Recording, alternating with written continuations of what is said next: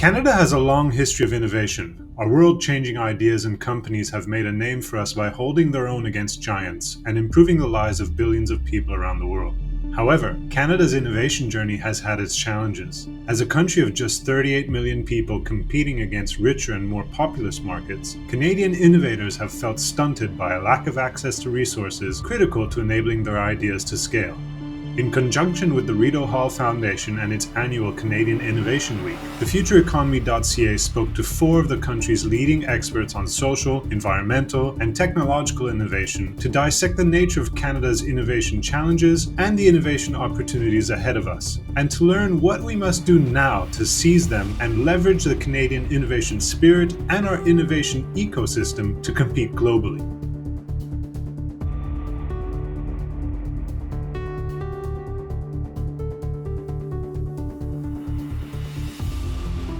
In 1874, a spark went off in Toronto. Henry Woodward and Matthew Evans patented an electric incandescent light bulb, one of history's most impactful innovations. However, without access to the funding needed to bring the bulbs to market, they had no choice but to sell their patent to Thomas Edison in 1879. Edison founded GE to market his incandescent lamp. GE grew to become one of the world's most innovative companies, out of the US, of course, and the rest is history. Unfortunately, foreign markets and their financial resources, especially the United States, have had a persistent and strong pull on our ideas and our brightest innovators. And Canada's light bulb moment is a story oft repeated in our history of innovation. I think the challenge we have is we're one of those countries that are good on idea generation, primary research, less of a track record in terms of commercialization of those ideas. We lose a lot of our best people to south of the border. It's a great magnet, of course, but retention is important for that. We can continue to improve the tax environment for entrepreneurs. We should be vigilant about the competitive dynamics in the economy. Competition drives innovation, even in a relatively small market like Canada.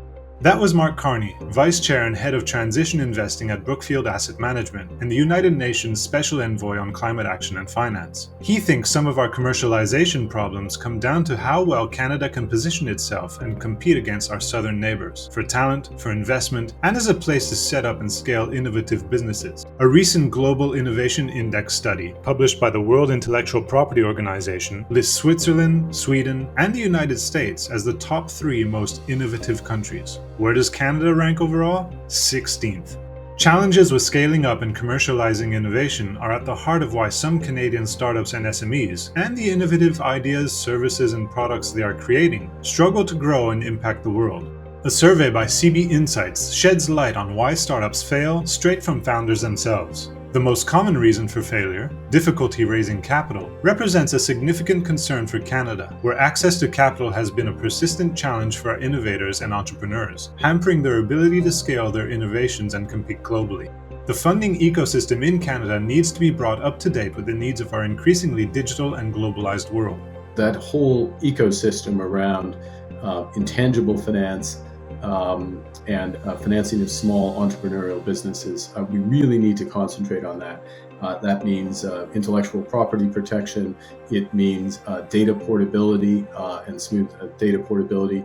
It means things like decentralized finance and helping to develop decentralized finance in rapid order. And so I would put a tremendous emphasis on rapidly growing that ecosystem, because of the companies, the innovators who will borrow and get capital because of the ecosystem. Teresa Marquez, President and CEO of the Rideau Hall Foundation, agrees that much of our innovation system needs to be reworked to better support innovators in their drive for commercialization and success beyond Canada's borders. There'll be lots of sort of ingredients that are needed to do just that, from regulatory frameworks to policy and ready, in time funding, making funding more available, making resourcing more available. But making supports for innovators and entrepreneurs available is only part of the challenge. As a social innovator who supports entrepreneurs and other innovators, Carol Lee, chair of the Vancouver Chinatown Foundation, has seen firsthand that many of them simply do not know where to find key resources or how to access them. There's a lot of resources which we can access.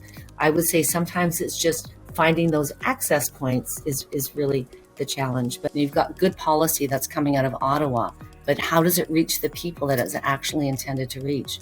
Getting the support and resources that are already available into the hands of those who need them is a manageable step towards improving outcomes for Canada's innovators. For Jean-Simon Venn, the Chief Technology Officer and co-founder of Brainbox AI, collaboration amongst innovators is crucial. Venn asserts that many of the hurdles innovators experience could be overcome if there was more collaboration on the ground. Where we're starting to slip, it's the infrastructure in what I call the ecosystem.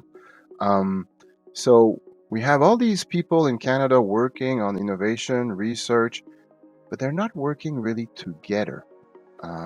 We're missing that ecosystem where we're coming together and we're exchanging ideas and we're enriching the experience of one to another and creating new opportunity, and then working on the business model.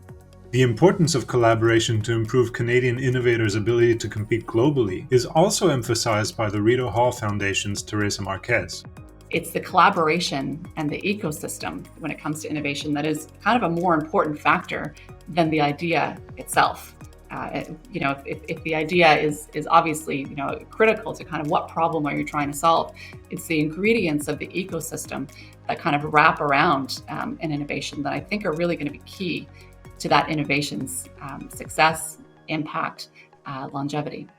Marquez stresses that a multi-stakeholder effort must be undertaken to ensure that Canadian innovators remain competitive against much larger and better supported enterprises in competing ecosystems. We need to have more bigger players kind of at the table across all sectors. And that doesn't just happen. We have to find the right conditions to encourage that kind of growth, to encourage that kind of scale.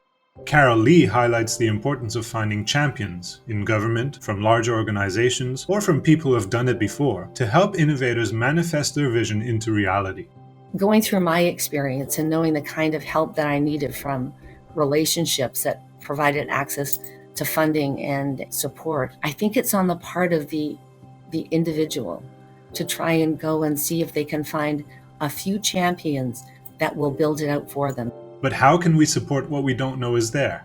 Results from the Rito Hall Foundation's 2021 Culture of Innovation Index show that almost half of all people surveyed are unaware of the achievements of Canadian innovators. Teresa Marquez, the Foundation's president and CEO, says that spotlighting innovators is a must for a healthy and competitive innovation ecosystem, and many of the Foundation's initiatives, such as the annual Canadian Innovation Week, are focused on doing just that. That's one of the goals of Canadian Innovation Week, I think in some ways to kind of shine a spotlight on what's happening across this very broad and diverse country that we live in. What's happening across all areas, whether it's in government, in the sort of innovation or sort of entrepreneurship ecosystem, in academia, in civil society. So if we can sort of work to shine a spotlight and lift up innovators and innovations across all sectors, hopefully it finds its way towards sparks of opportunity for these organizations and cultures to begin to collaborate. But the drive to spotlight Canadian innovations should not just focus on today's innovators. We must also have an eye fixed on the next generation. A study by the European Commission found that those aged 15 to 39 years old were far more likely than other age groups to view self-employment as a feasible career. Another study found that millennial entrepreneurs on average started 7.7 companies, while baby boomers only started 3.5. Millennials already make up almost 50% of the global workforce. As the Canadian economy rapidly transitions toward the knowledge economy, we will need to carefully and deliberately nurture our pipeline of young, talented entrepreneurs and innovators, all of them, social, business, environmental, to ensure that they have access to the support systems they require to make their impact on Canadian society and our future economy, and to compete globally. And there are organizations from coast to coast fostering the innovator's spirit in Canadian youth. Here's Carol Lee. I think that there's lots of different organizations that are trying to help innovation at a younger sort of, I guess, at an earlier stage, because I think innovation is really a state of mind. It's like, how can we do things working together, but doing it better and having better outcomes for everybody? The good news for young Canadian innovators is that the path ahead is brimming with opportunity. Climate change is the most pressing existential crisis of our time, and our existing industries, innovation ecosystem, and government policies position Canada well to lead innovation in this space. Mark Carney, the United Nations Special Envoy on Climate Action and Finance, is very clear on the opportunity climate-focused innovation represents for Canada. I'm going to focus in on that transition to net zero. And the reason I'm going to do that is, look, this is around a $2 trillion investment opportunity in Canada over the course of the next couple of decades. It's about a $150 trillion investment opportunity around the world over the course of the next 25 years. Those are enormous. They sound like big numbers. They are absolutely enormous numbers. Carney stresses that financing Canada's climate innovators will be key to success and competitiveness in this space. And making sure that we get capital to the innovators, to the businesses, to the people with the ideas who know how to get emissions down, and a financial system that's oriented to that, combined with what the public wants and also public policy, can really accelerate innovation and growth in this country. Companies like Brainbox AI are using the power of artificial intelligence to improve energy efficiency in and reduce GHG emissions from buildings. Jean-Simon Venn, the company's chief technology officer and co-founder, believes that the ongoing development of climate solutions will inevitably create more opportunities for further innovation. As this is accelerating, which is all good to save the planet, it's creating a huge list of problems that we need to resolve if we wanted to make it to happen. So opportunity begets innovation, which creates more opportunity for innovation. However, clarity in government policies is needed to direct and incentivize climate innovations. I've long advocated that governments really do need to step up, not just with objectives. We're all for the net zero objectives and a time path to that, but very clear, deep decarbonization objectives along the way. All of these deep decarbonization policies that are very clear, very simple, far enough in the future that you can do something about it as an innovator, but close enough that as an incumbent or company, you have to do something about it. So it creates the urgency, but also just enough time in order to act on it. I think those are essential from government. Artificial intelligence is another area of important innovation promise for Canada, and a crucial arena we must compete in globally. Canada has a long history of excellence in AI, with world-leading researchers like Yoshua Bengio, Yann LeCun, Richard Sutton, and more putting the country on the map as an innovative powerhouse in this crucially important space for our and the world's future economy. Canada has become a powerhouse of AI innovation, producing the most AI patents per million people among G7 nations and China, while Toronto has attracted the densest cluster of AI startups in the world. Furthermore, Canada places comfortably in the 4th spot among all countries studied by Tortoise Media's Global AI Index. As Brainbox AI's Jean-Simon Venn puts it, capitalizing on the AI innovation opportunity is huge for Canada. When you're operating a plane, a car, a truck, or an electricity grid, the AI will always be better than the human to operate these things. So whoever is pushing forward these innovations that will control all of our assets tomorrow will be the leader of a lot of these asset operations in the tomorrow world. But there are things we must do to ensure that AI innovation in the country leads to economic growth. Mark Carney lays out what is necessary to enable Canada's AI innovators to scale and compete globally. The frameworks for data privacy, cross-border use of data, algorithmic bias, all those necessary components of that ecosystem. Cooperation between business and government is important. It needs to be informed as these rules and standards are put in place. Global competition to innovate and seize the opportunities the future of AI represents is intense, but with increased coordination and collaboration, clear and supportive policy frameworks, and adequate financial support, Canada can compete and lead in this crucially important innovation space. But Canada's innovation ecosystem goes way beyond tech. Social innovation and the positive impacts it has on our country and our lives is increasingly important to Canadians, especially among our youth. While economic growth remains the top priority for Canadians, the Culture of Innovation Index reveals our desire to see innovation contribute towards a healthier population, cleaner environment, increased sustainability, and happier people. Teresa Marquez, President and CEO of the Rideau Hall Foundation, underscores innovation and innovators' crucial roles in driving social improvement. We like to think of kind of the benefits of innovation on what it can do for everyday lives and how can it help to make lives better for Canadians. How can we be more competitive when it comes to building a more inclusive economy, towards making our world healthier, towards making our climate more sustainable, really around sort of the social impacts as well as the economic and technological benefits that come from innovation. And I think we could all stand to think a bit more sort of competitively around how do we aspire to make conditions better around us. And Mark Carney highlights that corporate and social innovation are not mutually exclusive. In fact, they shouldn't be. Related to this is a better world for all, a better Canada for all Canadians. How do we make Canada truly more inclusive? How do we create opportunities for Canadians across this country? And making that truly part of our mission. And as per Carol Lee, chair of the Vancouver Chinatown Foundation, to continue attracting the best talent and innovators and improve their competitiveness, companies and organizations in Canada must be able to demonstrate where they stand on important social issues. This next generation has really leaned into this. You know, when I talk to people who are, we're interviewing, purpose matters. What companies are doing for the greater good? What are they doing for their communities? It's no longer a nice to have. It's actually an essential for companies to retain staff, to attract staff. And there's more to social innovation than just attracting talent or having a nice story to tell in your annual report. From small to systemic, a report conducted by McKinsey and Ashoka indicates that social innovation could potentially be a multi-billion-dollar opportunity. It is also projected to help governments reduce costs by introducing solutions early that mitigate societal problems.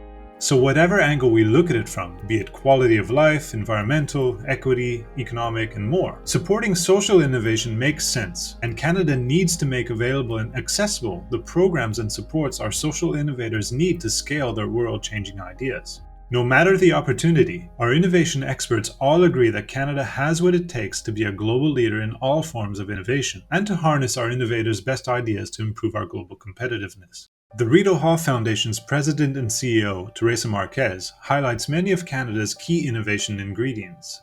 Canada, as I said, has so many unique ingredients and assets that I think make it very conducive to being a nation of innovation.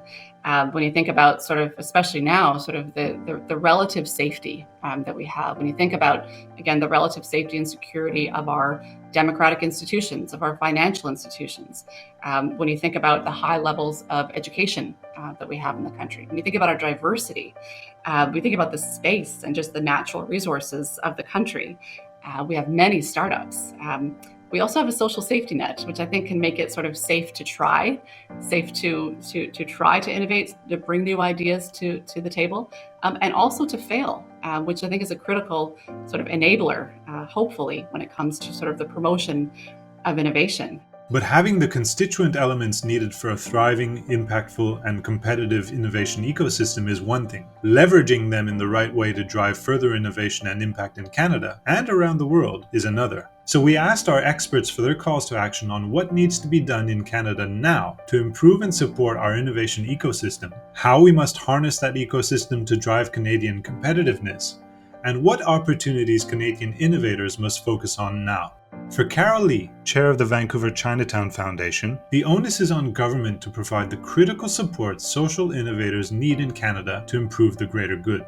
In terms of social, I don't think it's going to be possible to have big solutions without government at the table because, in, I would say, traditional forms of innovation, usually business, there's lots of people there who, they're motivated by making a profit. So you can get somebody to come and finance you.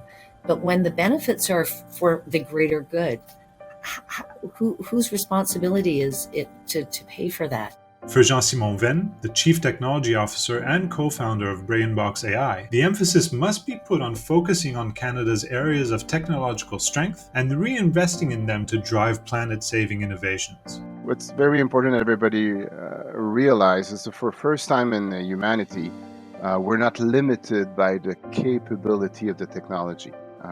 We're limited by the capability that we have to brainstorm and find how to use this technology to create a business model that will generate value, and in turn will open the door to more innovation by reinvesting in the same sector.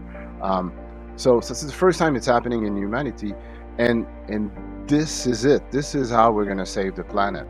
Mark Carney, Vice Chair and Head of Transition Investing at Brookfield Asset Management and the United Nations Special Envoy on Climate Action and Finance, urges Canadian innovators to focus their energy and brainpower on innovating to compete within the fight against climate change. We know as Canadians that climate change is an existential threat to our way of life, to our livelihoods, to individuals. Now, turn that around.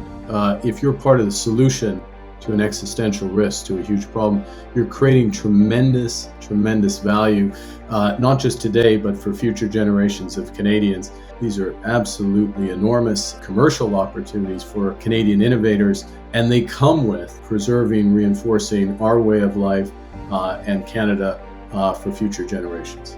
For Teresa Marquez, President and CEO of the Rideau Hall Foundation, the priority is spotlighting innovation to create awareness and inspiration among Canada's young innovators.